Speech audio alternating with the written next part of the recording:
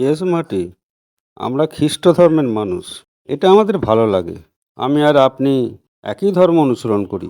আমি জানি অনেক মানুষের বিভিন্ন ধর্ম আছে, কিন্তু আমি বিশ্বাস করি যে ঈশ্বরের কাছে যাওয়ার একমাত্র পথ হলো যীশু খ্রিস্টের মাধ্যমে।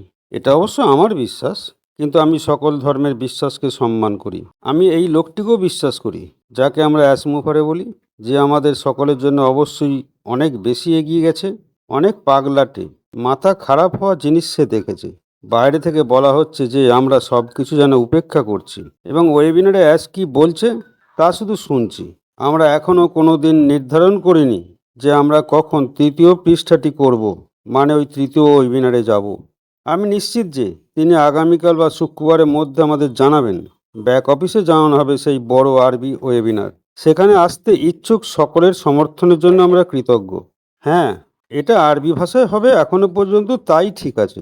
তাই 25 তারিখ শুক্রবার হলে আপনাদের সমর্থন দেখানোটা খুব ভালো।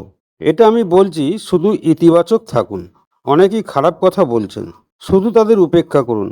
আপনাদের আর আমার কাছে মেল পাঠাতে হবে না। আমি ওগুলো দেখে নিয়েছি, আমি ওগুলো নির্বাচন করেছি। আমি এমন কিছু লোকের নামও মনে রেখেছি যারা এই ধরনের লেখা অভ্যাস রাখেন। আমরা প্রতিদিন এটা অভ্যাস করি, কারণ আমরা এতে বিশ্বাস করি। আমরা এর ভালোতে বিশ্বাস করি। আমরা বিশ্বাস করি অ্যাসমুফারে তার জীবনের 20 বছরও বেশি সময় ধরে অভিজ্ঞতা নিয়ে যা করার চেষ্টা করছেন, বিশ্বাস করুন সে এখানে লক্ষ্য রেখে কাজ করে চলেছে। এটা একটা সময়ের ব্যাপার। এখন কৌশলগতভাবে সে পটভূমিতে এমন সব পাগলাটে জিনিস তৈরি করছে যা আপনার আমাদের কোনো ধারণাই নেই।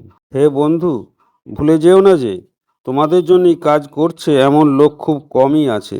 যেসব কোম্পানির সাথে তুমি প্রতিশ্রুতিবদ্ধ ছিলে বা আছো, অ্যাস বলে, যদি তুমি এই কোম্পানিতে থাকতে না চাও তাহলে তুমি চলে যাও। আমি লোকেদের এটা মনে করিয়ে দেব, তুমি একটা স্টাইলে যাও। ওখানে বসে বসে ঠক ঠক বক বক করো না। যদিও তুমি ফিরে আসবে মনে করো, তোমাকে এখানকার জিনিসপত্র মানে কাগজপত্র ভেঙে ফেলার কোনো দরকার নেই। এরকম কিছু করা হলে সেটা বোকামি হবে। যেমন প্রতিদিন মানুষ ভাবে আমি লটারি কেটেও জিততে পারিনি। বন্ধু, এটাকে এভাবেই ভেবে নাও না। আমি যেমন বলেছিলাম তেমনই ইতিবাচক থাকুন। এটাই তো নতুন বছর। আমরা খুব শীঘ্রই নতুন মাসে প্রবেশ করছি, আর আমার মনে হয় অনেক কিছুই দ্রুতগতিতে শুরু হবে। তাই অপেক্ষা করো। তোমাদের সকলকে শুভ ইস্টার।